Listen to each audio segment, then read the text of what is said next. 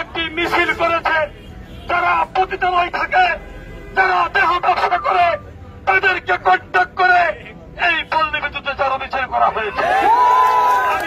রেজভী আহমেদ দুলাল ভাই একটা বক্তব্য দিয়েছেন, সেই বক্তব্য দিয়েছেন যে আমাদের মা এবং বোনেরা সারা পতিতা, তারা দেহ ব্যবসা করে, তাদেরকে দিয়ে আজকে আমরা নাকি এই কিছু নেতা সংখ্যক এই সমাজের কিছু লোক এই আপনার যে নির্বাচনের রুটম্যাপ দিয়েছিলেন সেই সীমানা নির্ধারণকে নিয়ে সে আপত্তিকর কথা বলেছেন। আমরা সেটার নিন্দা এবং প্রতিবাদ জানাই। রেজভী আহমেদের দুলালের দুই গালে জুতা মারো, তালে তালে আমরা একটাই স্লোগান, এবং তাকে আমরা আইনের হাতে গ্রেপ্তার চাই। এটা আমাদের পৌরবাসীর দাবি। তাকে বহিষ্কার চাই এবং দল থেকে আমাদের দেশ নেত্রী বেগম খালেদা জিয়া একজন মা, এবং তাকেও অপমান করা হয়েছে আমি বলে মন্তব্য করি। আমরা চাই কালিয়াকৈর পৌরবাসীর সমস্ত নাগরিক আমরা একত্র হয়েছি। রেজভী আহমেদ দুলালে বহিষ্কার চাই এবং তার জুতা বই চাই।